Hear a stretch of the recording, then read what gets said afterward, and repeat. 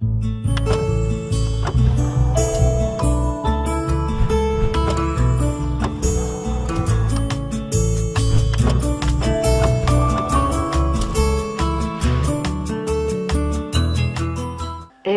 a todos, estamos aquí en una tertulia. Agustín Laje, conocidísimo por su lucha contra el feminismo radical y desquiciado, y yo, que soy Alicia Rubio, y vamos a hacer aquí unas conversaciones de cocina. ¿Qué tal, Alicia? ¿Cómo estás? Hola. Vos sabés que, bueno, este tipo de conversaciones son interesantes para ofrecerle al público de YouTube. Recientemente con un amigo en Buenos Aires hicimos unas en un bar tomando una cerveza. Ahora cambiamos la modalidad, ahora por la hora que es también me parece bien servir un té y poder conocernos un poco mejor e intercambiar ideas. Sí, porque tenemos mucho que contarnos, la verdad. Porque, por ejemplo, a mí me gustaría preguntarte, ¿a ti te han censurado? ¿Qué tipo de cosas nos puedes contar o qué has aguantado con esas censuras, escraches, persecuciones? ¿Tienes alguna anécdota? Y mira, muchas cosas. Vos sabés que, mira, con Nicolás Márquez venimos escribiendo libros desde hace mucho tiempo. Nicolás es coautor del libro negro de la Nueva Izquierda, el cual escribió junto conmigo salió en el año 2016, pero lo publicamos en el 2015. Nosotros veníamos publicando libros fuertes sobre otras temáticas, pero siempre desde la incorrección política, desde lo que hoy se llama la incorrección política. Así que ataques hemos tenido siempre. La diferencia es que, por ejemplo, cuando escribíamos libros contra el kirchnerismo, escribimos, por ejemplo, en el 2003 un libro que se llamó Cuando el relato es una farsa, teníamos encima grupos de choque del gobierno, teníamos amenazas de distinto tipo vinculadas con el gobierno, aparatos de inteligencia encima nuestro, cosas de ese tipo. O sea, había ya una persecución. Pero cuando sale el libro negro de la Nueva Izquierda, ya no es el gobierno el que nos persigue, sino que son estos grupos radicalizados de la sociedad civil, estos movimientos sociales que mientras levantan las banderas de la diversidad, del amor, de la mente abierta, de la tolerancia, de la pluralidad, en verdad aplastan todas las voces que no tienen que ver con ellos. Y es gracioso porque Nicolás se sentía más inseguro en la época del kirchnerismo, cuando nosotros escribíamos sobre estos temas, sobre temas vinculados a ese tipo de gobierno. Y yo digo, es cierto que ahora que las feministas tienen mucho menos poder que un gobierno, que un Estado, ¿no? O sea, que aquellos que manejan el Estado. Pero yo parto de la presunción de que las feministas y los que están atrás de la ideología de género, en general son gente con muchas afecciones psicológicas que ideologizan sus traumas personales. Entonces yo sé que del lado del kirchnerismo en el 2013 nadie me iba a pegar un tiro porque hay un cálculo político que se hace. Oye, pero es un gobierno muy corrupto y los gobiernos tienen mucho poder. Sí, que lo que dices es que estas están locas y ya sabes lo que hacen. Claro, estas están tan locas que uno no sabe qué pueden hacer. O sea, están tan locas que uno no sabe si el día de mañana te pueden cruzar por la calle y te meten un tiro. Lo que efectivamente me pasó, por ejemplo, en Mendoza, dando una conferencia frente a 600 personas en un auditorio repleto, llegó la policía con los perros a clausurar la sesión porque habían llamado de que había bombas instaladas en el auditorio. Nos pasó, por ejemplo, en México, gente del LGTB que fueron con una suerte de sábanas y taparon con sábanas al público. Nos pasó dando una Pero conferencia. Esta gente no son totalitarios, estos son los amantes de la libertad, ¿no? Son los, claro. Bueno, así es como se presentan. Y yo quería especialmente poder conversar con vos esta tarde, porque vos sabés que yo te conocí por este libro, a ver si las cámaras lo toman. Este libro yo lo conocí cuando ya fue publicado el libro negro de la Nueva Izquierda, o sea que no hay ninguna referencia de tu libro en el libro negro, pero cuando yo lo leí digo, ¿cómo no pude acceder a este libro antes de haber escrito yo el libro negro? Porque la cantidad de datos y de razonamientos filosóficos, sociológicos, antropológicos, biológicos que vos haces, incluso te metes con las neurociencias, con campos, digamos, muy avanzados de las ciencias, yo digo, ¿cómo pudo haber sido que no que no lo tuve antes, fue publicado después. Pero yo siempre lo trato de recomendar y ojalá que la gente que nos mire se anime también a leerlo, que sé que se puede conseguir en Amazon. Y sé que vos también fuiste víctima de muchos ataques de este tipo, ¿no? Bueno, porque aquí tenemos a Agustín que ya nos ha contado que él está vamos, ya tenía costumbre, es decir, tú ya tenías costumbre porque estabas Sí. bueno, perseguido por el kirchnerismo y tal, pero yo era una señora madre de familia que empecé a descubrir esto del género, empecé a investigar y me encontré tales cosas que me vi en la obligación de escribir un libro. Entonces yo no me esperaba esta persecución, ni estaba acostumbrada a esta persecución. A mí me han hecho scratches toda la ultraizquierda, porque además luego al final todos estos grupúsculos se mezclan, es decir, lo mismo los CADUS, los Antifa, la ultraizquierda, los cafés feministas, las feministas no sé qué, los lobbies LGTBI, y resulta que toda esta gente, luego cuando dices, pero bueno, el libro, ¿por qué? Yo ese libro no lo he leído ni lo pienso leer, porque yo no leo de esas cosas, dices, bueno, pues entonces, ¿por qué? ¿Por qué me estás censurando? Pero que es que además yo he tenido esas censuras de todo tipo, se me han retirado a última hora salas, se me han hecho scratches físicos, se me han hecho pancartas insultando, se ha amenazado a la gente que iba a entrar a verlo. He tenido concejales de un partido político muy democrático, y lo digo esto entre comillas, llamado Podemos, escrachándome. Es decir, y al final uno coge y dice, si en el libro hubiera algo, todo el mundo diría, Alicia Rubio ha dicho tal, pero es que en el libro lo que viene, lo que les interesa es que no se sepa y no pueden encontrar la forma. Ese es el tema, ese es el tema. Lo que les interesa es que no se sepa, porque si ellos tuviesen la certeza que tu libro es una basura y que efectivamente lo pueden destruir, más que clausurar, es muy simple. Uno acude a este tipo de eventos, levanta la mano y reta un debate a la persona que está exponiendo. Y no lo hacen.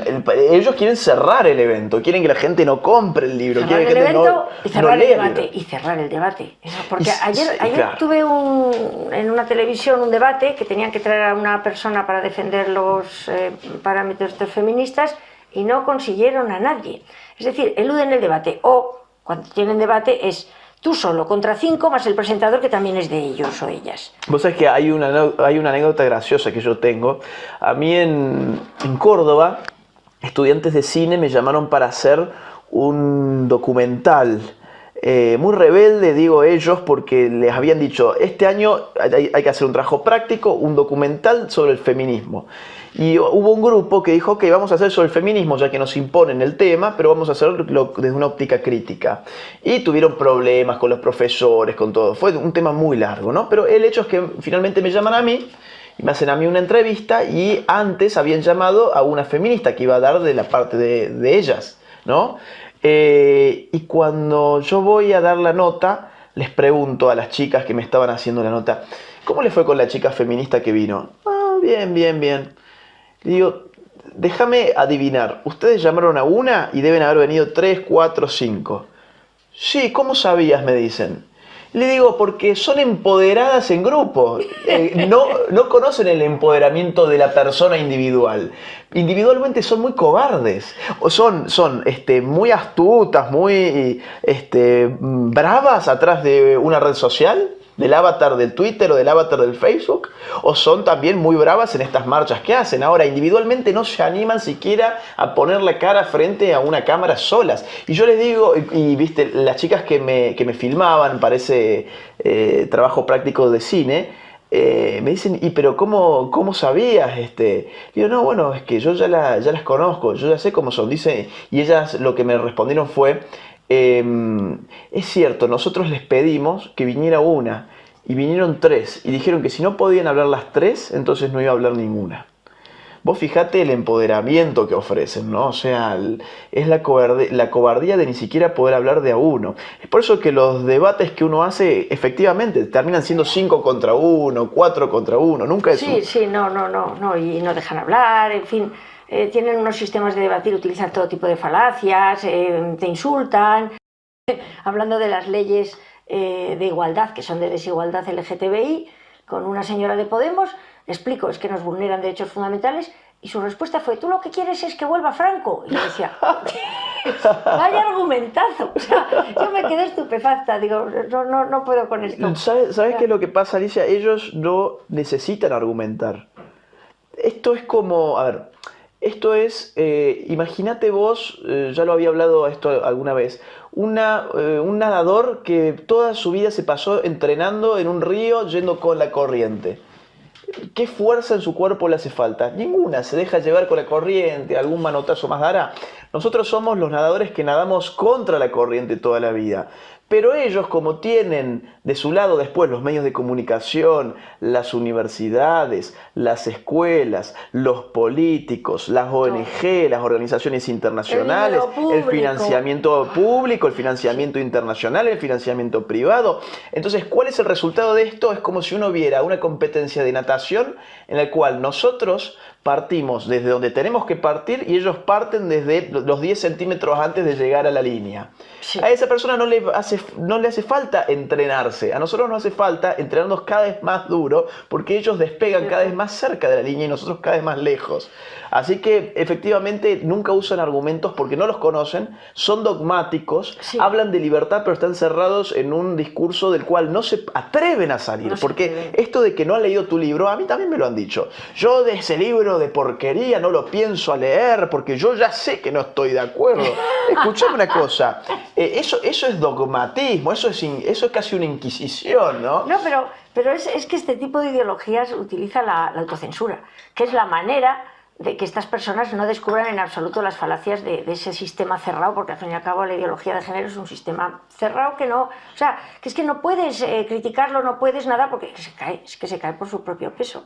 Te iba a decir sí. que en esto de la censura no solo nos están censurando a ti y a mí, sino que tenemos el caso de un reportaje que se llama Silenciados, que habla de los hombres maltratados que existen, y que todos lo sabemos, y de los hombres víctimas de la famosa ley de violencia de género que debéis de tener en Argentina, algo parecido.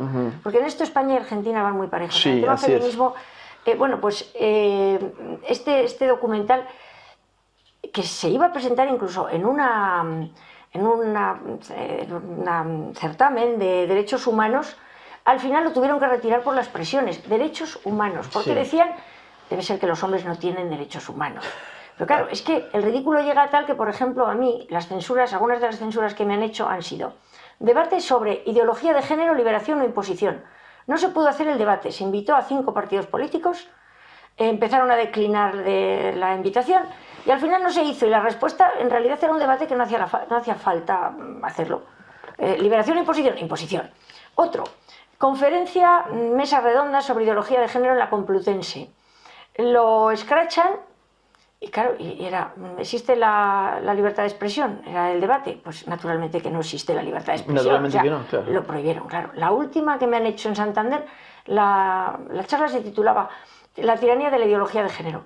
Y ha cogido la ideología de género, la tiranía, es decir, los lobbies, y han prohibido la charla. Claro, dices, por lo menos esto servirá para que la sociedad se dé cuenta de que efectivamente la ideología de género es una tiranía, la ideología de género es una imposición, y no existe libertad de expresión para determinadas cosas. Luego también salió una película titulada Culpables, que también tuvo grandísimos problemas aquí en España. Allí tenéis lo de Borrando Papá. Sí, Borrando Papá. También un documental que ha sido polémico y que es perseguidísimo. Está la famosa Red Pill. La Red Pill. Claro. Todos estos puntos que vamos marcando con Alicia, es bueno que los que están del otro lado de la pantalla los vayan anotando. Si les interesa el tema, los pueden buscar por internet, por YouTube. Y para los que no conozcan a Alicia, porque son de América Latina, les cuento que Alicia Rubio es escritora. Su último libro se llama Cuando nos prohibieron ser mujeres y os persiguieron por ser hombres. Es un libro fenomenal. Realmente a mí siempre me ha costado mucho recomendar buenos libros sobre ideología de género. Te lo comentábamos, te lo contaba antes de estar al aire, que cuando uno escribe una tesis busca libros afines al principio y después va con las críticas. Yo no encontraba, entonces cuando me preguntaban ¿qué libro puedo leer? Y nunca sabía muy bien qué responder. Hoy siempre digo, lean el libro de Alicia Rubio, tiene desde muchos enfoques aparte. Y Alicia ha sido muy perseguida acá en España, perdiste tu trabajo incluso.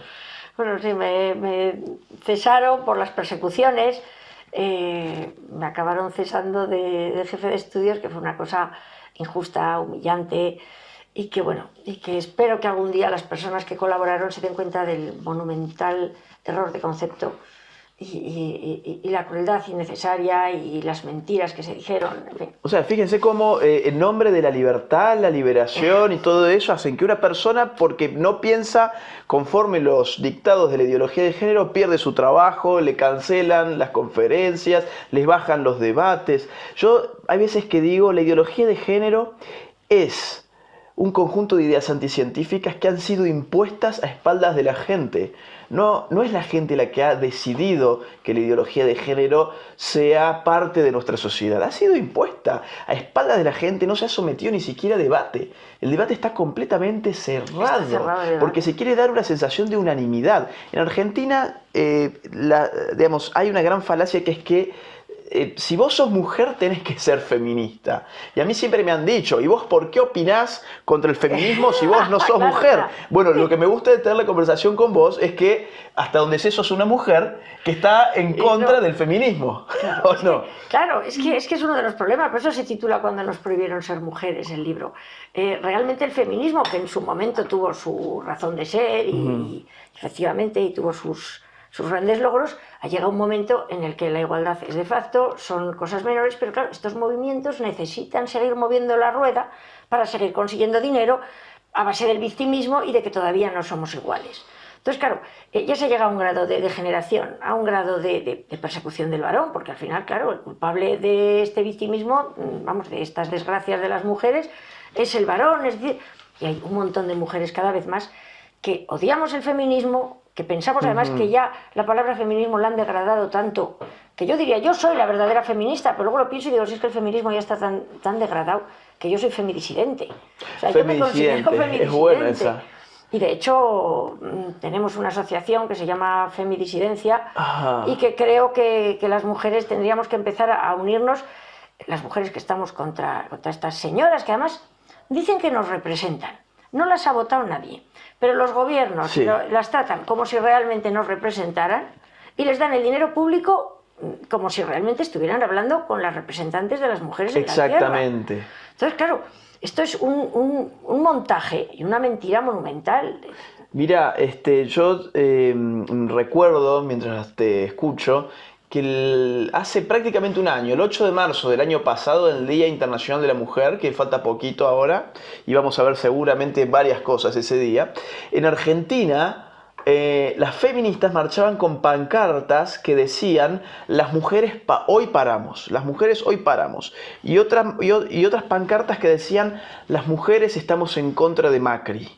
Macri es el presidente argentino. ¿Qué significa esto? De las mujeres hoy paramos, las mujeres estamos en contra de Macri. Hay una apropiación totalitaria y totalizante de lo que es ser mujer. Esto significa, si vos no sos feminista, lo cual al mismo tiempo significa que tenés que parar el Día de la Mujer, y al mismo tiempo en Argentina significa que tenés que ser anti-Macri. Yo, ojo, no soy pro Macri ni nada, pero digo, me llama la atención. No tiene nada que ver. Uno dice, si no sos eso, entonces la ecuación me lleva a decir no sos mujer. Por eso hace un rato yo te digo, hasta donde yo sé, vos sos una mujer. Pero seguramente para muchas de estas feministas que atacan tu libro sin haberlo leído y encima lo admiten, porque si yo ataco tu libro no voy a ser tan imbécil de asumir que no lo leí. O sea, no podría ser tan estúpido. Pero bueno, ellos tienen la impunidad de incluso alardear sobre su propia ignorancia. Y sin embargo, para ellas yo me juego la cabeza, esto significa en argentino, estoy seguro que ellas deben pensar en su foro íntimo, ella no es una verdadera mujer, ella es una rehén del patriarcado y del machismo. Soy una mujer machista. Es que efectivamente esto del feminismo es que no hay por dónde cogerlo. El tema, por cierto, el tema de la huelga, quería comentar, vamos a ver, hay un día que es el Día de la Mujer Trabajadora, que al final ha pasado a ser el día contra la violencia de género, como todos los demás días de la violencia de género, y ahora en este momento hay un paro de mujeres, una huelga de mujeres que no tiene, al menos en España, ningún encaje con la legislación. Y por eso ahora están meneando el tema de la brecha salarial, otra de las grandes falacias, al menos en España. Y estas mujeres, las únicas que lo hacen son las feministas, por lo visto, las argentinas y las españolas. Que no han debido copiar las españolas, de que el año pasado lo debieron intentar las argentinas. Entonces, estas señoras dicen, claro, que ellas, primero, que ellas nos representan a todos, efectivamente, es un paro de todas las mujeres, y que, claro, que si las mujeres paramos paramos el mundo. Hombre, claro, si los hombres paran el mundo. O sea, vamos a ver, si la mitad de la humanidad son los hombres y los hombres deciden paran el mundo. A mí no me parece ningún motivo de orgullo. O sea, y además encima, al menos aquí en España, como son mujeres que no aman, porque las feministas en realidad son mujeres que no aman, han creado Así es. toda su visión de la relación con las personas es una visión utilista, es decir, Sí. el hombre me oprime, yo le oprimo, el hombre consigue, yo consigo, o sea, no hay amor. No, Entonces, en claro, absoluto. el cuidar a los hijos, el cuidar a un pariente enfermo, a los padres, todo eso, naturalmente son labores mal pagadas para Claro. ellas. O sea, porque claro, no lo hacen por amor. Y entonces ahora están proponiendo que una de las cosas que se haga es parar en todo ese tipo de labores. No atiendas a tus hijos, no atiendas a tu marido, si está enfermo, no atiendas... ¿Qué es esto? O sea, Lo que pasa es ¿qué que- mundo tan espantoso? Porque además nos ofrecen un mundo sin amor, un mundo sin nada gratuito, un mundo sin... No sé, Es el mundo de matar a tu novio, a tu papá y a tu hermano que escriben en las marchas feministas contra la supuesta violencia de género. O sea, una marcha contra la violencia termina grafiteando las paredes de nuestras ciudades con consignas como matá a tu papá, a tu novio y a tu hermano, matá al macho, muerte al machote, aunque eso sí, después te dicen no, en verdad muerte al macho es una metáfora. Ah, claro, sí. Porque en verdad queremos decir muerte al machismo. Pues dilo. Y bueno, pues dilo. Ponele muerte al machismo, en todo caso, ¿no? Pero no, porque encima uno le muerte al macho, después lee al lado lesbianizate, y después dice mata a tu papá, a tu novio y a tu hermano. Entonces es como que la metáfora a mí me suena medio a excusa, ¿no? Pero esto de que las mujeres van a parar el mundo, efectivamente vos lo has dicho, si los hombres paramos el mundo también, pero no tenemos que llegar a una sociedad tan fragmentada en la cual existe una guerra de sexos. Los sexos hemos sido siempre complementarios. La idea de las diferencias que tenemos que celebrar entre los sexos es la complementariedad. Pero eso es lo que ellos anulan. Porque si vos te pueden fijar bien, las feministas en general, vos lo has dicho con hechos, es gente sin amor. Es gente al mismo tiempo muy frustrada. Y muchas de ellas es gente que son mujeres que anhelan ser como los hombres. También, es decir, sí. el objeto de odio pasa a ser su objeto de Hombre, deseo. claro, efectivamente se supone que en esta guerra de sexos, que es un poco, que es marxismo, Claro. tienen que sustituir al opresor, al hombre que es el burgués. Claro. Y entonces son mujeres que quieren ser hombres, que como hombres, como mujeres, yo siempre lo digo, yo soy una mujer perfecta, como hombre soy bastante mejorable, es decir, soy penosa. Entonces, ellas quieren ser hombres, imitan a los hombres, naturalmente el amor sin opresión por naturaleza es el lesbianismo y claro que se promociona el lesbianismo. Se está promocionando el lesbianismo de muchísimas maneras. Y una de las cosas que yo me quejo, les digo a las crías, primero les hablan de que los hombres son maltratadores en los cursos contra la violencia de género, Sí. y luego en los cursos de educación sexual les demuestran que el verdadero problema de unas relaciones sexuales, digamos, libres, en realidad es el embarazo y el culpable es el hombre. Naturalmente, conclusión, ¿cuál es el amor que no produce embarazos? Sí. Pues naturalmente el lesbianismo, y luego ya vienen los lobbies de género hablando de la diversidad sexual y de lo maravilloso que es probar todo esto. Muchísimas crías, esto es pura psicología conductista, muchísimas crías ¿qué hacen? Pues demonios, si tú le das esas informaciones acaban cogiendo, no todas, pero muchas, es decir, acaban realizando la conducta que tú quieres y sacando la conclusión que tú quieres. Claro. No existe ideología de género sin estatismo. No hay ideología de género sin un Estado que esté soportando con fondos públicos los lobbies LGTB, las organizaciones Los mensajes feministas, continuos, las los currículas medios. escolares, los medios de comunicación, las currículas, digamos, escolares, que ya lo acabo de decir, la coerción sobre las personas que piensan distinto. Vos acabás de mencionar un tema que es buenísimo, que es el de cómo esta gente recibe dineros públicos. Yo estaba revisando los otros días en internet el caso de Lola Pérez. Lola Pérez es una activista feminista de acá de España, y justamente lo tengo acá, por eso estoy chequeando la fuente y el número concreto. Lola Pérez está a favor de la pedofilia. Yo los invito a que ustedes la sigan por Twitter. Varias, sí. Es con 2 O, se escribe Lola Pérez, con 2 O Lola. Y Lola Pérez, una señorita con un típico look feminista, seguramente todos se imaginarán cuál es ese look, es aparte miembro de la Federación Mujeres Jóvenes, que entre el año 2004 y 2016 recibieron del Estado español la suma de 77.277 euros. 77.277 euros. Y Lola Pérez, A ver, que es financiada... son muchísimos más. Pueden ser más, pero... A ver... Puede ser más, según esta fuente por lo menos que ha sido sacada. Claro, porque han encontrado eso, si es que ese es el problema. A ver, ¿cómo es el tema? El tema del feminismo aquí en España es uno de nuestros grandes cánceres que nos está esquilmando. Es decir, hay mucha corrupción, es cierto, aquí en España, pero los cánceres de dinero público son la ideología de género. Los lobbies LGTBI, que ahora se disponen ya con estas nuevas leyes a recibir dinero público a manos llenas, y los feministas. El feminismo, por ejemplo, solo en Andalucía resulta, y se vanagloriaban en su página, hay 2.000 asociaciones feministas que reciben fondos públicos y las hay... ¿2.000? Sí, y las hay que reciben, por ejemplo, 200.000 euros en el BOE. El BOE es el Boletín Oficial del Estado de Dinero, pero que es que luego en las comunidades autónomas también reciben, ¿no? Si en Andalucía hay esas, pues en toda España pues a lo mejor hay 6.000 o 7.000 asociaciones feministas y algunas tan poderosas como Mujeres Jóvenes, Fundación Mujeres, Mujeres Progresistas, que estas las conocerá mucho un amigo nuestro que tiene una lucha tremenda contra algunas mujeres de estas asociaciones que son del PSOE. Todos esos, yo en el BOE, mirando por encima, no estamos hablando de 77.000 euros, estamos hablando de 1.200.000 euros, de 1.300.000 euros. O sea cual sea... posiblemente en estos años hayan recibido todas esas asociaciones y fundaciones miles y miles de millones de euros, o sea, miles y miles de millones.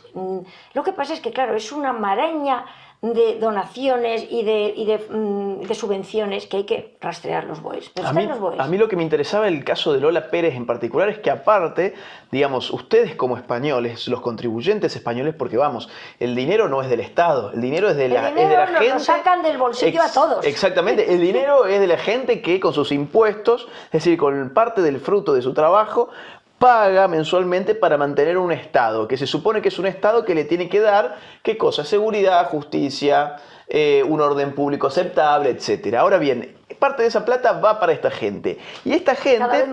Cada vez más. Y dentro de esta gente, quien recibe ese dinero, por ejemplo, es esta tal Lola Pérez. Que Lola Pérez, si uno ve su Twitter, insisto, va a encontrarse, por ejemplo, con tweets que dicen así. Ella se pregunta, ¿qué tiene de malo querer tener relaciones sexuales con un bebé que además está muerto?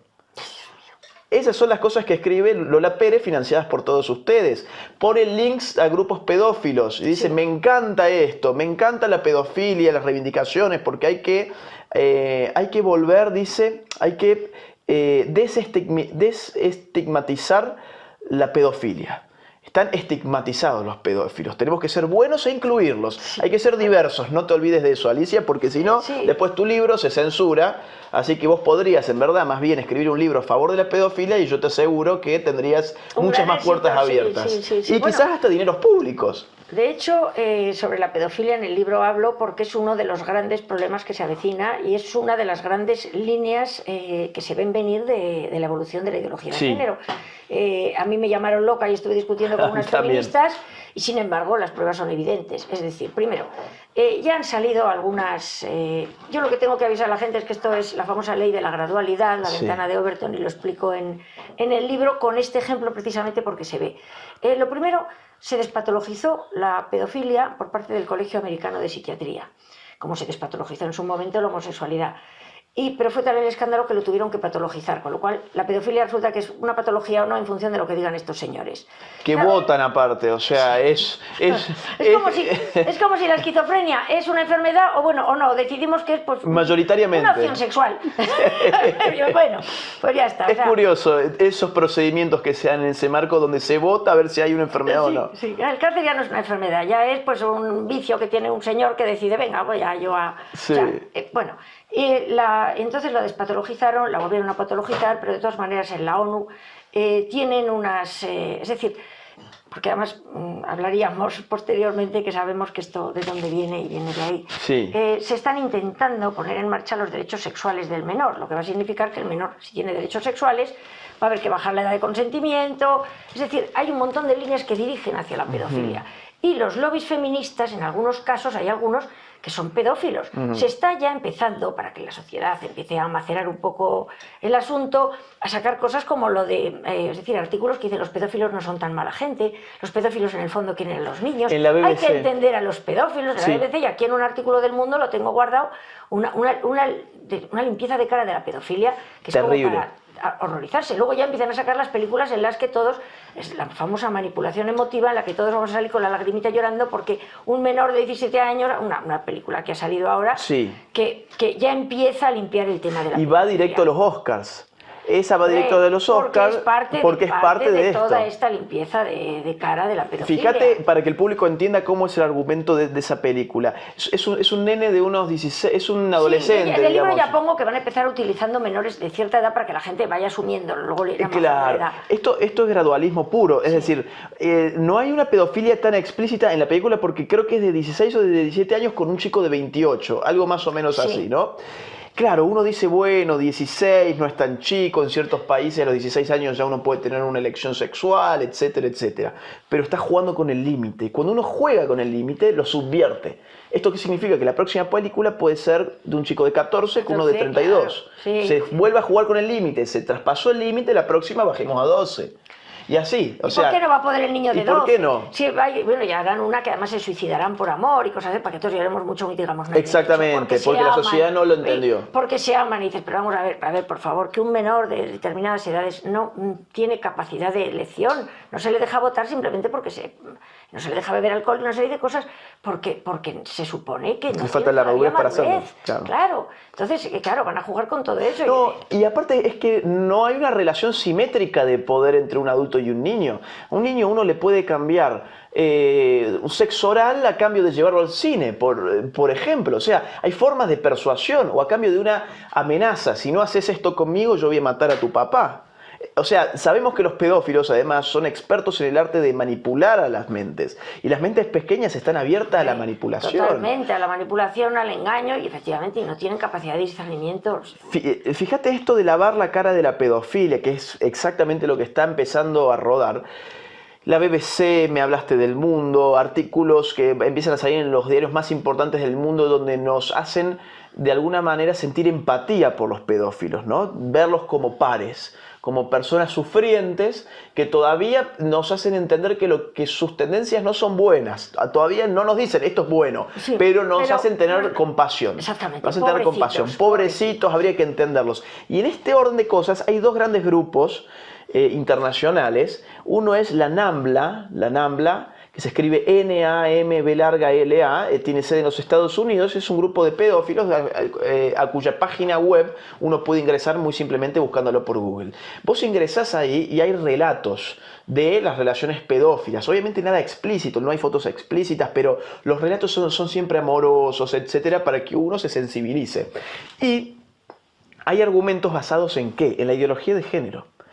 Todo el intento de legitimar la pedofilia está expuesto con categorías propias de la ideología de género. La ideología de género se ha puesto en bandeja para servir a este tipo de grupos. Y los otros son los pedófilos virtuosos, un grupo que se llama así, pedófilos virtuosos. Yo no sé en qué mente cabe combinar la idea de la pedofilia con la de la virtud.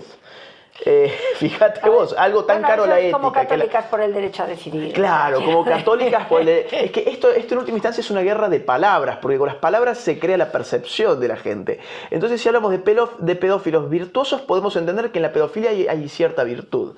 Y ellos dicen, lo que nosotros hacemos no está bien, por eso nosotros somos virtuosos, porque reconocemos que no está bien y nos abstenemos de tener relaciones sexuales, de abusar, dicen ellos, de abusar sexualmente de niños. Es que el abuso se va a quitar, se va a eliminar con el derecho del niño al consentimiento. Al consentimiento, por eso un niño ellos de 8 años da su consentimiento y entonces ya no, ahí no hay abuso porque el niño, y dices, pero bueno, que un niño de 8 años de consentimiento, vamos sí, a ver. ¿cómo se logró el consentimiento? Exactamente, y además es que ya la perversión, es decir, la pendiente ética, nos van van dejando caer, es decir, primero de 16, luego de 14, luego tal, luego pobre niño, luego el amor, patatín, patatón, al final el niño de 8 años puede dar consentimiento sexual con un adulto que no deja de ser un depredador sexual y nada más. Y sin embargo no lo pondrán como el pobre pedófilo que claro. Va el niño, vamos a ver, o sea, está abusando sexualmente del niño, o sea, entendámonos. Fíjate, estos de pedófilos virtuosos, su campaña es para incluir la pedofilia como orientación sexual.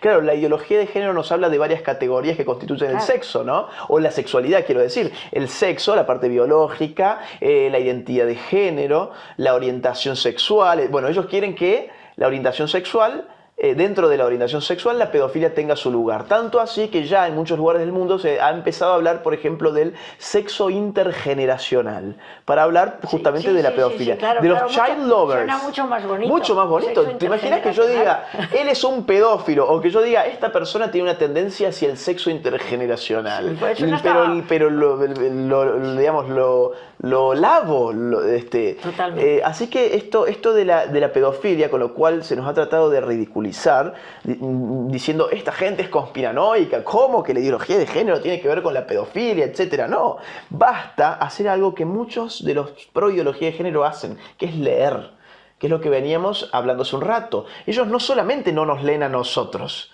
ellos no leen ni a los propios, porque si ellos leyesen exactamente. Llegarían a leer, por ejemplo, La dialéctica del sexo de Shulamit Firestone de Canadá, donde ella claramente lo dice. La revolución feminista es una revolución de tipo sexual que tiene que liberar a la sociedad sexualmente a tal punto que destruir la familia biológica y lograr el tema de la legitimación del sexo entre adultos y niños. O sea, esto está todo teorizado. Y el incesto también. El incesto.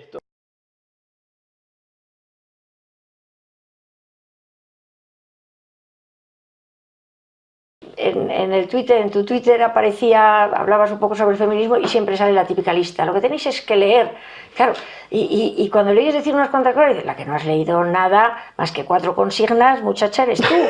Y entonces yo me acuerdo, hace 3 años, 3 años, una manifestación aquí, como siempre, contra la violencia de género y lo mal que vivimos aquí en España las mujeres, que en fin, yo debo vivir en otro país, pero bueno. El caso es que una manifestación multitudinaria y entonces salimos varias mujeres con una pancarta, la violencia no tiene género. Claro, claro. Una cosa que cualquiera lo suscribe, claro, cualquiera lo suscribe menos quien está viviendo de que la violencia tenga género. Claro, claro. Y todas las aducidas y tontorronas que había ahí. Entonces, por poco, si no es por la policía, yo creo que casi te matan. Casi nos matan. Nos llamaron de todo, nos dijeron, porque ellas no a la violencia, pero decían, ojalá vuestros maridos os maten y os violen y os asesinen de mala manera. Bueno, oímos de todo. Pero una de las cosas que daba muchas risas es que venían, a ver si leéis, a ver si leéis. Yo pensaba para mis adentros, ¿es posible? Yo las veía y decía, es posible que yo haya leído 1000 libros más que tú, así. Para Mira, tu libro, ¿cuántas páginas tiene? Tiene 388 páginas.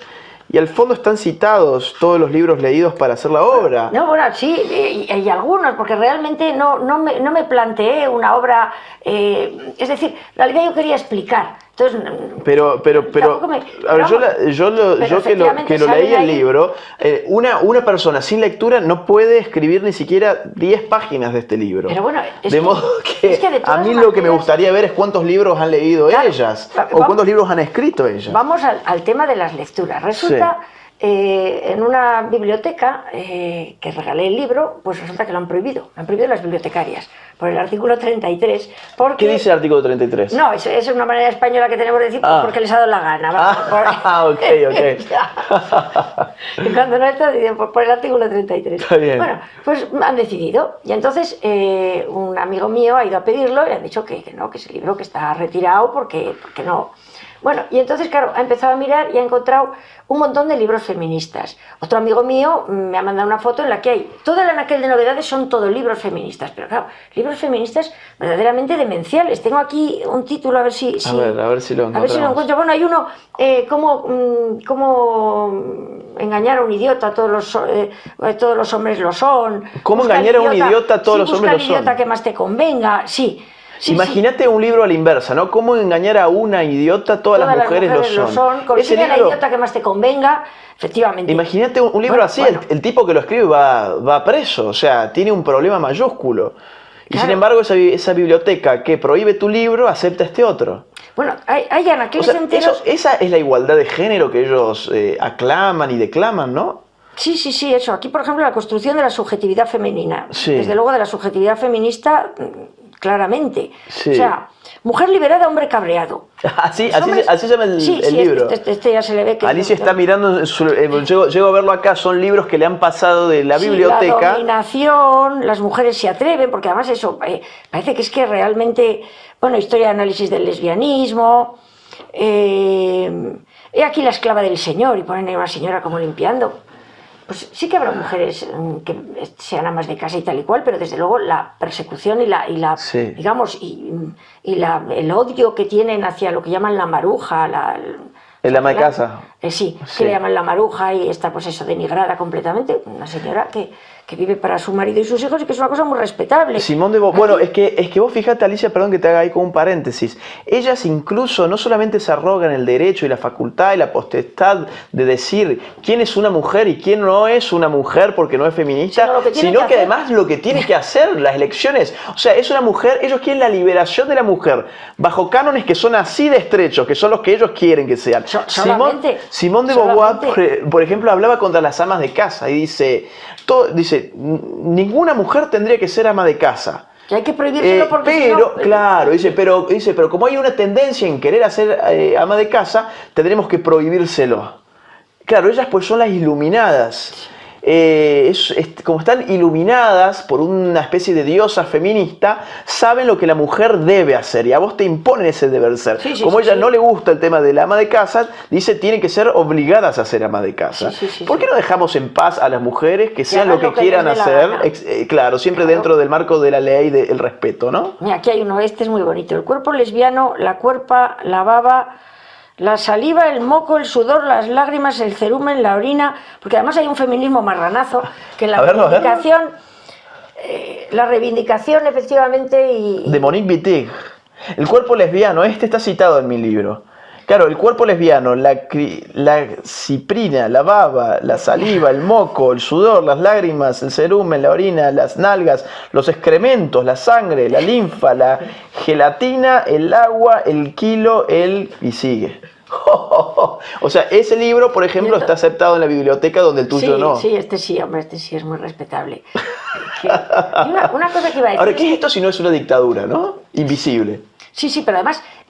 montones de libros, anaqueles, y sin embargo lo distinto, la disidencia, se prohíbe completamente. Y una cosa que iba a decir es eso, que es que realmente, o sea, a lo mejor creen que han leído mucho, pero han leído todo lo mismo. Claro. Si es que han leído, sí, porque se creen muy orgullosas. Yo dudo mucho. Pero bueno, yo también, porque a nada que lees un poco empiezas a ver que hay cosas que no admiten un análisis serio y que tienen cosas tan curiosas como que a mí, que te está diciendo tu libro, pues tiene mucha ciencia, me dicen, es que eso son ciencias antiguas. La biología se ha quedado antigua, la neurofisiología se ha quedado antigua para ellos, porque es que cuando yo cojo digo, pero hombre, yo doy argumentos científicos, eso son ciencias antiguas. Sí, acá ahora, o sea, es que las ciencias a las cuales ellas recurren cada vez que su cuerpo se enferma para curarlo son ciencias antiguas, porque yo dudo que si ellas tienen algún problema de su salud no vayan a acudir a los profesionales de las ciencias antiguas. No me imagino una mujer con un problema, no sé, de un cáncer mamario, yendo a ver cómo lo resuelve leyendo a Judith Butler o a la del cuerpo lesbiano, a Monique Wittig. Yo me la imagino yendo con un experto en el asunto, es decir, con un médico especializado que estudió qué cosa, ciencias antiguas. La fisiología, la anatomía, es el conocimiento riguroso, objetivo de nuestro cuerpo. Lo que pasa es que son antiguas porque ponen en jaque lo que ellos dicen. Ese es el tema. Son antiguas porque no les conviene a ellos. Me leí una especie de informe de una de estas genios y le titulaba La depresión de género. Y consideraba que la depresión, que sí que se da más en las mujeres que en los hombres y tal, pero que no proviene de cuestiones precisamente fisiológicas y de un problema con los recaptadores de la serotonina y todo este tipo de cosas que se ha demostrado. No, era porque la mujer toma conciencia de su situación inferior y miserable y el género y no sé qué gaitas y entonces se deprime. Como si los hombres no tuviesen depresión, ¿no? No, pero además es que, a ver, o sea, realmente era una depresión de género. O sea, por el género. Hay una nueva categoría, la depresión de género. Sí, yo decía, pero vamos a ver, esta señora no ha ido a hablar de las causas realmente físicas de Claro. la depresión, ¿no? O sea, y entonces era pues sí, por género, unas explicaciones extrañas en las que la mujer tomaba conciencia de su situación de inferioridad frente al heteropatriarcado, y entonces se deprimía mucho, y claro, y era de género. Y decía, bueno, pues yo qué sé, Bueno, o sea, eso tiene las ideologías, ¿viste? Que dicen mucho, esto, no existe la ideología de género, dicen. Lo que existe es el enfoque de género o la perspectiva de género. sí, eso es un juego, claro, eso es un juego de Es un juego. hay que utilizar siempre ideología de género porque es una de las pocas victorias que tenemos Sí. idiomáticas. Sí, sí, las sí, sí. poquitas, Pero aparte como porque bien lo decía es, Pierre. lo es. O sea, cuando uno utiliza un enfoque para explicar el conjunto complejísimo de la realidad social e incluso individual, entonces está frente a una ideología que encima es dogmática. Yo no puedo explicar todo lo que pasa en la sociedad a través del género. Y sin embargo, esta gente quiere ahora explicar incluso las depresiones a través de la categoría del género, así la como han explicado... biología y todo a través del género, todo. Vos, fíjate, por ejemplo, esta transversalidad, cómo llega, por ejemplo, a un país de América Latina, que sé que quizás estés pronto allí, así que ya vamos pasando un poco el aviso, que es el Perú. En Perú, el gobierno peruano, nacional, lanzó un curso online que se titulaba Enfoque de género en el manejo de los recursos hidráulicos. O sea, el género en el agua, el género en los... No sé si se entiende, ¿no? O sea, ¿cómo no vamos a hablar de ideología de género? Hemos hablado del dinero público que se va. Vamos a ver, aquí hay un montón de gente que está viviendo de esto y precisamente este tipo de informes de género, aquí tenemos gente, delegados de género y tal, en muchísimos sitios. O sea, yo no sabía, por ejemplo, que en el Ministerio del Interior, en el Ministerio de Asuntos Exteriores tenemos una delegada de género o unas delegadas de género, es decir, y además hacen informes sobre, exactamente, sobre el impacto de género de políticas, de cosas. Entonces, la última ha sido que nos ha costado a los madrileños 300.000 euros un informe sobre el impacto de género del soterramiento de la M30. Es decir, la M30 se ha soterrado, lo cual ha hecho que la ciudad quede bastante mejor y más bonita y más... Bueno, entonces 300.000 euros para decidir que el soterramiento era machista. Impacto de 300.000 euros. soterramiento machista. Pagados por ustedes. Claro. Por los ciudadanos. Porque estamos pagando un montón de informes de impacto de género de las cosas más peregrinas. Bueno, ahí hay una serie de negocios fuertísimos para gente que sale de la universidad con muy pocas probabilidades de tener algo para ofrecer en el mercado. Pongamos el caso de la sociología, la antropología, la ciencia política de donde yo vengo, pongamos el caso de la filosofía, etc. ¿Qué puede ofrecer al mercado una persona que sale de estas universidades o facultades o estudios? Un sociólogo, ¿qué va a vender? Puede escribir libros, pero ¿cuántos sociólogos escriben y viven de los libros que venden? Muy poquitos, yo te diría ínfimos. Entonces salen con la mentalidad de, si no me contratan del Estado, me muero de hambre, o me tengo que dedicar a otra cosa y mi título fue un gusto personal que yo me quise dar. Yo esto lo he visto mucho dentro de la universidad. Y entonces por eso las universidades son productores y reproductores de la ideología de género, pero porque les convienen a ellos. Porque cuanto más ideología de género hay, más estatismo hay. Cuanto más estatismo hay, más plata para ellos hay, más puestos públicos para ellos hay. Y cuanta más gente está en puestos de género, más dispuestos están a hacer todo lo posible porque esto continúe funcionando, porque son sus lentejas. Exactamente. Y de hecho, bueno, aquí ya hemos tenido algunos grados de género, que algunos se han tenido incluso que cerrar porque era algo demencial, pero ahora están sacando de nuevo unos estudios de género con unas asignaturas totalmente parciales, totalmente ideologizadas, que no valen para nada, pero que sí se van a colocar en todo esto. Yo quería decir una cosa sobre el tema de si son... Es decir, el problema del feminismo, el problema de todas las aducidas del feminismo es que en el fondo viven de la consigna, se creen que han leído mucho y nada. Y tú estabas hablando de lo de mata a tu papá. Sí. Aquí, por ejemplo, tengo un cartel que pone, ante la duda, tú la viuda.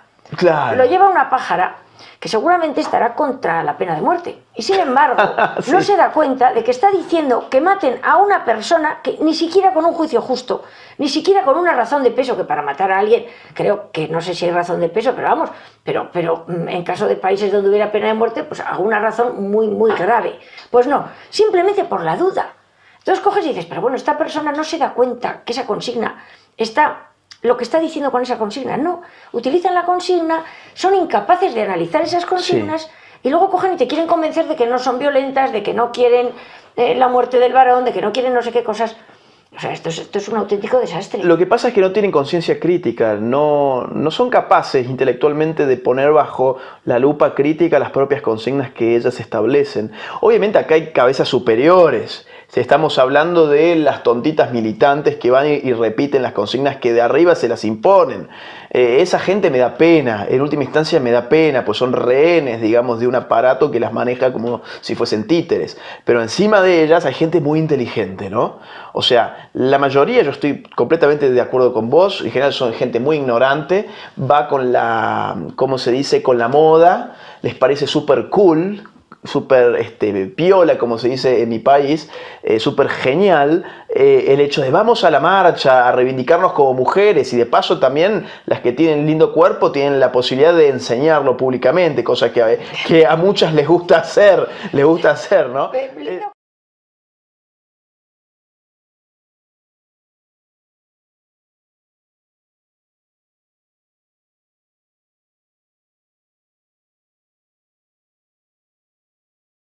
Yo coincido con vos, pero en Argentina hay un fenómeno muy curioso en este momento, que es que el feminismo ha tenido ahora algo para ofrecerle a las chicas más guapas, como se les dice acá, chicas, pero chicas, te hablo de 15 a 17 años, que les daría pudor sacarse fotos en ropa interior para sus redes sociales, pero se mueren de ganas. ¿Y qué le ofreció el feminismo? Poder subir esas fotos en su Instagram, en su Facebook, en su Twitter, con ropa interior y exhibiéndose y poniendo debajo... Si fuera el heteropatriarcado. Claro. Con esto me libero de las cadenas del hombre que hizo que yo tuviese vergüenza de mi cuerpo, ¿no? Entonces es una especie de rebeldía que en verdad esconde un narcisismo atroz. Por eso digo yo, esto del feminismo sirve para mucho tipo de gente. Sirve para las chicas más horribles, que obviamente, generalmente las feministas lo son, porque no hay nada menos femenino que una feminista. No hay nada menos femenino, porque es una militancia al servicio de desagradar. Sí. No es por una cuestión que naturalmente, bueno, han tenido la desgracia de no ser tan agradables físicamente, sino que hacen todo un esfuerzo estético al servicio de desagradar a todo aquello que piensan que le gusta al hombre. Su militancia contra el hombre llega hasta tal punto que se arruinan a sí mismas porque eso es parte de su lucha. Hay una cosa aquí, hemos tenido una banda terrorista que, aunque ahora no mata, continúa con fuerza, que es ETA, y una de las cosas que se les encontró es que se les pedía, es decir, la militancia de ETA y, en fin, y los simpatizantes y tal, tenían un aspecto que le llamamos aspecto aquí borroca, un aspecto francamente desagradable. O sea, unos pelos mal cortados, un aspecto... se afeaban.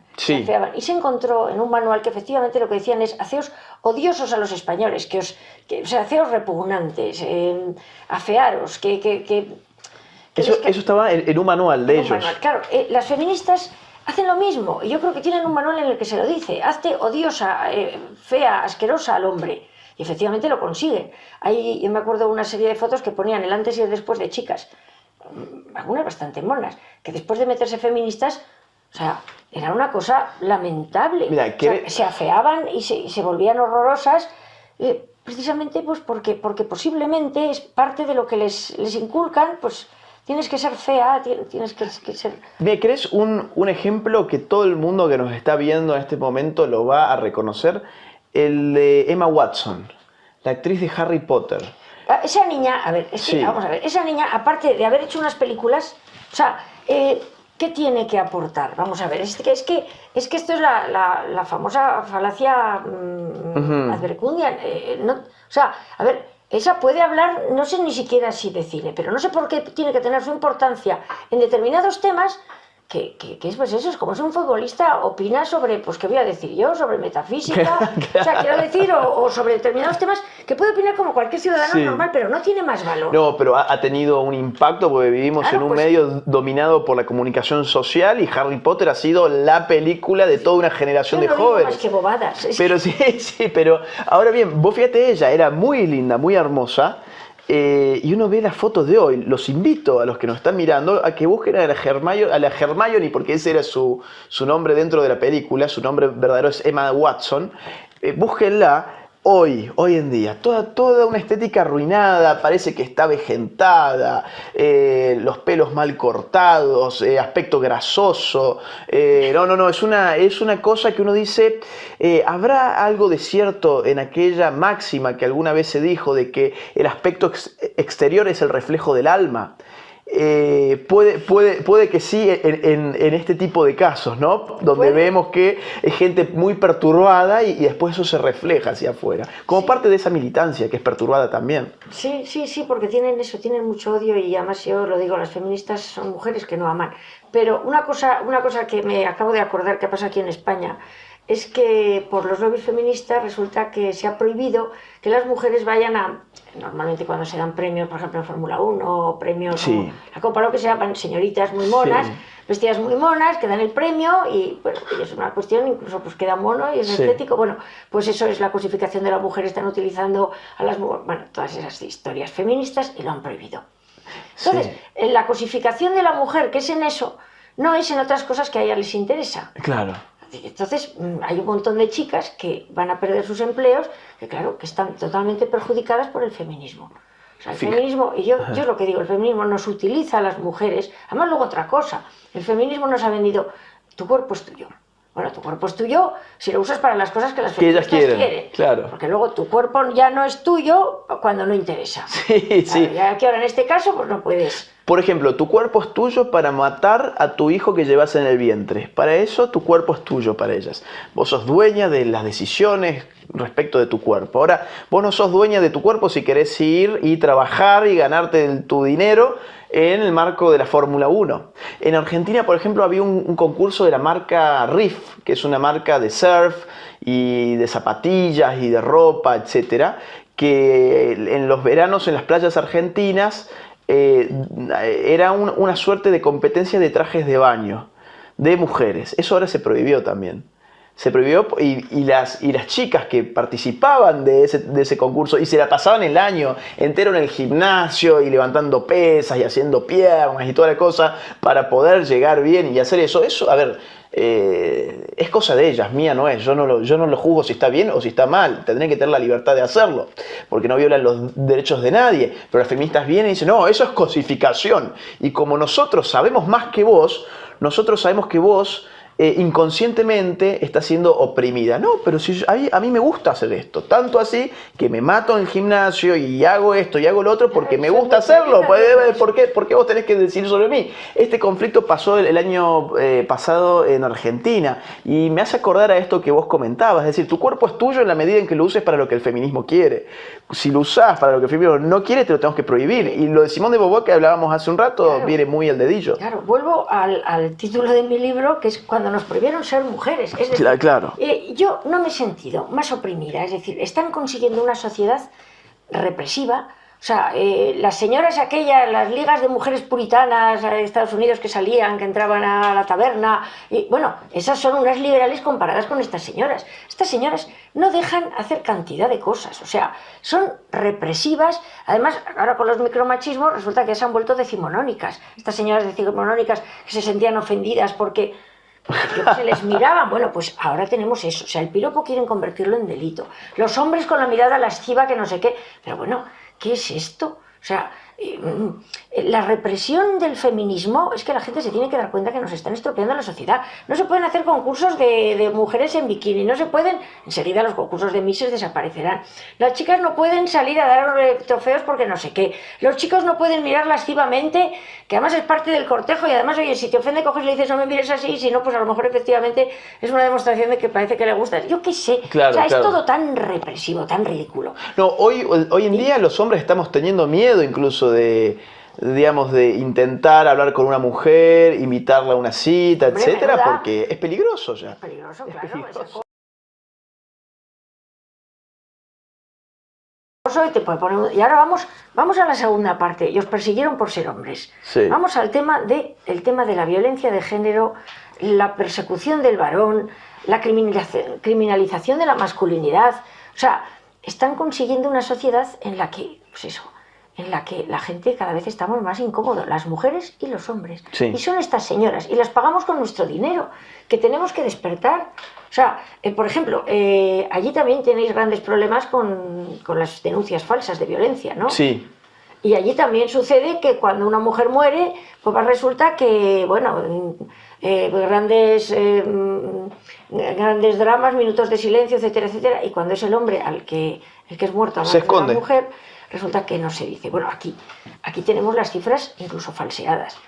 Antes, es decir, durante muchos años esto lo llevó el Ministerio del Interior, y teníamos una media pues de 40 hombres muertos, 50 mujeres muertas al año, es decir, podría ser como mucho un 60-40. Sí. Es decir, hay muchos hombres muertos a manos de sus parejas femeninas. Y de repente cayó en manos del Consejo del Poder Judicial, y entonces las cifras empezaron a desaparecer. Pasamos de tener 40, 50, otro año 30 y tantos, hombres muertos, a tener 6, 7, 9. Bajaron además, de golpe. Bajaron de golpe, y además, más curioso todavía, que si tú coges los periódicos locales donde aparecen las muertes, porque claro, si en un pueblo pequeño resulta que la mujer mata al marido, el periódico local lo saca. Sí. No sale en ningún medio. Resulta que aunque pone que hay 7 muertos a manos de sus mujeres, a lo mejor hay 30 noticias. Claro. Y luego la siguiente cosa curiosísima es que en vez de sacar cada año la información, que de hecho nosotros tenemos la información de las mujeres muertas a manos de sus maridos al día. La mujer 38 que la ha matado su marido, la mujer 39... Aquí hubo años que ni siquiera sacaban las cifras. Durante 2 años no sacaron. Luego las sacaron, eran 7 y 9. Entonces la reflexión es esta. En España nos estamos gastando miles de millones de euros en el tema de la violencia de género. Y las cosas no mejoran, empeoran. Empeoran encima, claro. Y hablaremos de por qué. Pero, y en cambio, sin gastarse un duro, las mujeres hemos dejado en España de matar hombres. ¿Será dinero público el culpable de todo? Claro. Es que, o sea, el ocultamiento de cifras, tú te encuentras con gente que te lo niega, dice, las mujeres no matan hombres, dices, pero ¿tú de verdad te crees que las mujeres no mentimos, que las mujeres no matamos? ¿En qué mundo vives?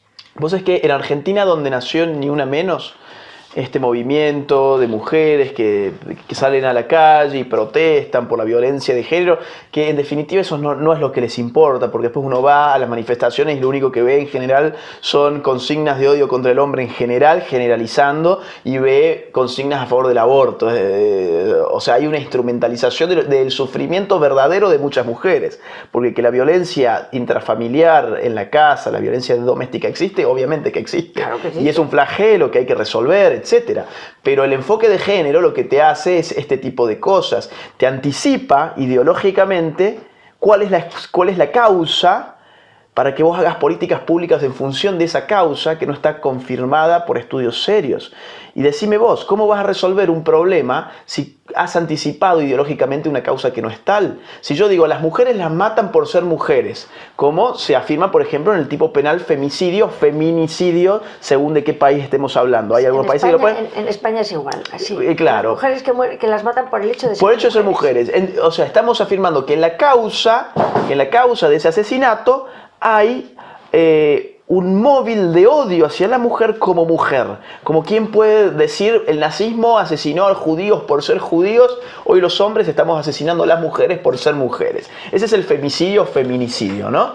Y las políticas públicas que uno hace teniendo una falacia tal no pueden funcionar. Como causa, no pueden funcionar. Y de hecho no funcionan. Por eso la violencia intrafamiliar está aumentando todos los años en Argentina. A pesar de que, ¿qué se nos dijo? No, Ni Una Menos va a visibilizar el gran problema de la violencia de género, va a hacer que la gente tome conciencia, vamos a lograr nuevas políticas públicas, más puestos públicos, oficinas públicas, los departamentos públicos, los llamados de teléfono a no sé dónde, esto y aquello, muchos puestos públicos para toda la burocracia, pero ¿qué pasa? El tema no se resuelve, empeora. Entonces, ¿no será que están partiendo de una premisa falsa? ¿No será que hay mucho dinero y en el fondo no se quiere resolver? Exactamente. Es que es el asunto, porque claro... ¿Y no será también que la política vive de este tipo de conflictos? Y que cuando no hay conflictos, no hay política. Y que cuando no hay política, no hay gente cobrando por hacer política. Ese también es un tema, ¿no? Claro, no, es que si uno lo analiza, lo primero, efectivamente, puede que haya alguien que mate Puede que haya alguien que mate a las mujeres por el hecho de ser mujeres. Yo no me imagino a ningún hombre, te mato porque eres mujer. Yo no me vamos a ver, las causas, y además encima aquí se prohíbe mencionar las causas en los medios públicos. Es decir, si el hombre es esquizofrénico no lo tienen que decir, si bebía tampoco, si la relación era normal y de repente ha pasado algo y nadie había visto nada. ¿Está prohibido decir las causas? Sí, hay decálogos, los medios públicos, lo explico en el libro, sí. Hay una serie de decálogos que firman y que luego está asociado con el dinero público que reciben en campañas públicas, en el que la violencia de género la tienen que tratar de determinada manera. Y entre otras cosas, es no analizar las causas. Claro, si no se analizan las causas, yo lo cuento. Tú quieres resolver el tema de los accidentes en carretera, mirarás las causas. Pues es porque la gente no se pone el cinturón, claro, porque las carreteras están mal, porque beben, a las campañas contra la bebida, arreglar las carreteras, etcétera, etcétera. Ahora, si tú decides que la gente se choca porque son tontos, claro, pues jamás resolverás nada, seguirán habiendo los mismos accidentes. Peor, que se chocan porque hay una guerra entre los modelos de autos. Los que usan Ford odian a los que usan Fiat, entonces van a chocarlo, entonces tenemos que hacer las marchas de New Fiat menos, ¿no? Claro, sí, es así, claro. Entonces, y luego además hay otra cosa, y es que pese a todo, hay lo que se llama un índice de inevitabilidad, es decir, una tasa de inevitabilidad. Tú no puedes tener accidentes cero, aunque lo hagas muy bien. ¿Por qué? Pues porque siempre va a haber uno que, aunque le dices que no beba, bebe, aunque le dices que, bueno, uno que se duerme por el camino, uno que tiene un accidente, que tiene un infarto, al final siempre va a haber un índice mínimo. Y aquí en España, la muerte de mujeres está relativamente, es tan baja, que es una de las más bajas de Europa y de las más bajas del mundo, que está muy cerca posiblemente del índice de inevitabilidad, y probablemente tuviéramos menos si no se hiciera lo que se está haciendo aquí en España, que es lo mismo que en los suicidios se oculta para que no haya efecto imitatorio, siempre se ha dicho, si se habla y tenemos muchos suicidios, claro, y no se dice nada, aquí y por la mañana la señora que han matado, por la tarde la señora que han matado, por la noche la señora que han matado, al día siguiente estamos condenándolo y el minuto de silencio y la señora que han matado. Se ha demostrado que en las 24 o 48 horas siguientes a un asesinato de estos se producen uno o dos más. Hay efecto imitatorio y ya hay trabajos, y yo menciono uno de ellos, pero ya han salido más, incluso el propio Ministerio del Interior lo reconoció. Entonces, ¿qué está pasando? ¿Por qué seguimos aireando? Claro. La impresión de que quieren que siga habiendo muertes, o por lo menos yo soy real, yo que quiero que no mueran más mujeres, lo primero que haría sería, desde luego, efecto imitatorio, fuera información. ¿Qué pasa? Que estamos trabajando con la alarma social. Claro. ¿Para qué? Para justificar fondos, que aquí en España ahora se ha firmado un pacto, que se van a dar 1.000 millones de euros contra la violencia de género, aparte de los millones y millones que se dan de forma, digamos, indirecta, para resolver nada. ¿Por qué? Por lo que tú dices, porque no quieren, o no buscan, o no saben, o no quieren buscar las causas. Lo del efecto imitatorio es muy interesante, y el tema, si yo estuviese al frente de este tipo de políticas públicas, lo que diría es, por favor, hagamos estudios serios que crucen muchas variables para poder explicar esto. Podremos, por ejemplo, se me ocurre ahora la drogadicción. Esto es, cómo afectan el consumo de drogas en los casos donde tenemos hombres matando o golpeando a mujeres. Metamos el tema del alcohol, la variable del alcohol, metamos ciertas patologías psiquiátricas, metamos cuestiones que hagan a la dinámica intrafamiliar. O sea, hay muchas variables que se dejan todas de fuera, todas afuera. Metamos en el caso de España, que durante muchos años un tercio de las muertes, que nosotros estamos en una media de 60, que es una media, o sea, 60 muertes al año es un 2 por millón, es una cosa muy pequeña. Sí. O sea, bueno, pues un tercio eran entre personas inmigrantes. Ajá, claro, y vienen pautas culturales de entonces otro yo me lado. acuerdo en el último congreso del Observatorio contra la Violencia de Género, la presidenta, muy orgullosa ella, decía, y por mucho que dicen que el tema de inmigración está muy relacionado y que hay muchos casos porcentualmente en inmigración, este año solo han sido el 20%. Normalmente suelen ser un tercio, o sea, sí. O sea, 33% son personas inmigrantes. Entonces uno coge y dice, bueno, si un 33% es en personas inmigrantes, y aquí en España la inmigración sobre 45 millones son 5 millones, sí, el índice es altísimo. No hay correlación. Es decir, claro, efectivamente, uno coge, hace las Ajusta estadísticamente. Exactamente, aplica el teorema adecuado y se da cuenta de que, claro, resulta que hay una incidencia 5 veces mayor. Claro. Con lo cual, lo normal sería, por ejemplo, intentar hacer campañas centradas en la población inmigrante. Claro, claro. Eso no es criminalizar, eso es intentar resolver el problema. Claro. Pero no, porque en el fondo, puede decir, ¿eh? En el fondo el tema, a ver, ni el feminismo es una lucha por la mujer hoy en día, ni los lobbies LGTB luchan verdaderamente por los homosexuales hoy en día. Luchan por causas políticas, por puestos de privilegio, por el dinero que dinamiza sus ONGs, por el estatus mediático que se les da, por la notoriedad política que generan. Es decir, hay muchos intereses y en el último uno ve cómo la bandera de la mujer o la bandera de los homosexuales es instrumentalizada, ¿no?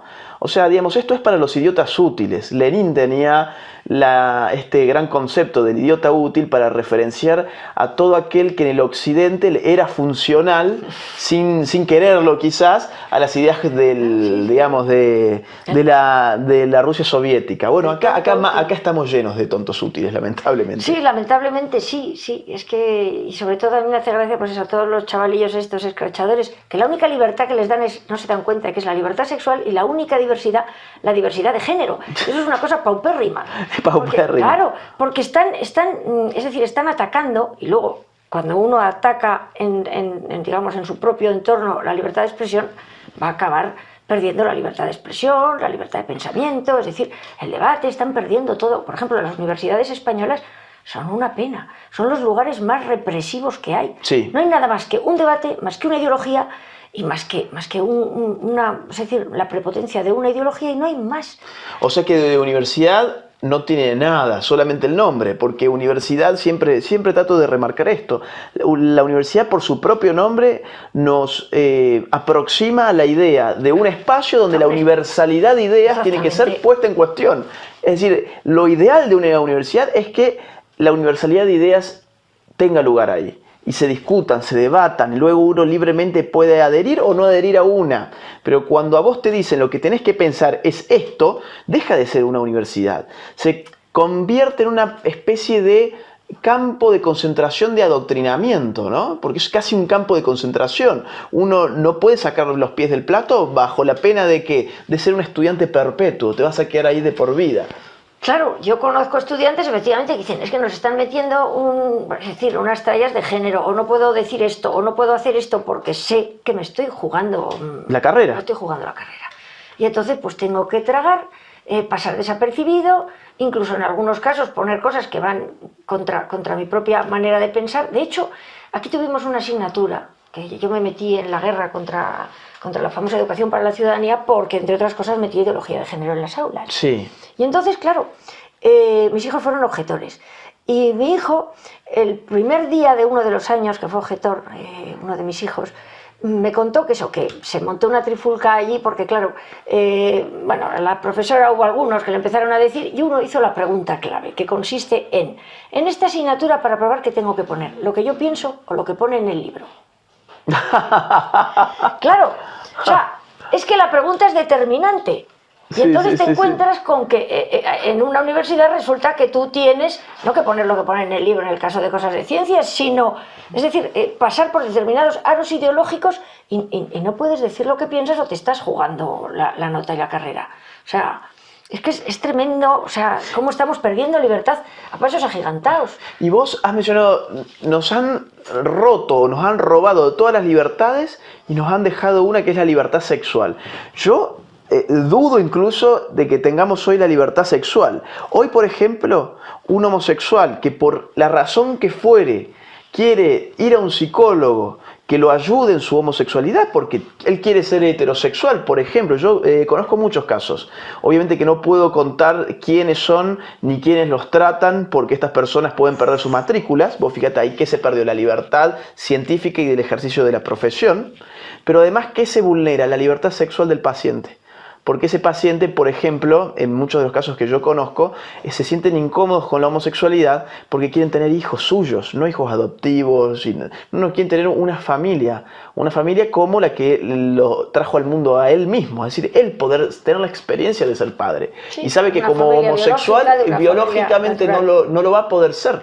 Entonces, ese tipo de tormentos, por ejemplo, lo llevan a muchos homosexuales, solamente que no se conocen porque lo hacen a escondidas. ¿Por qué lo hacen a escondidas? Porque los médicos, los psicólogos que tratan estas cuestiones se esconden, porque saben que después pueden perder la matrícula. España, ojo, perder la matrícula. Aquí en España tenemos multas de hasta 60.000 euros. Ah, bueno, yo vengo del ultraconservadurismo latinoamericano, donde solamente uno puede perder la matrícula y su consultorio. Acá tienen multas ya. Bueno, Pues son unas multas tremendas. Estamos hablando de un dinero que si a alguien le ponen esa multa... Te funden. Lo funden, efectivamente.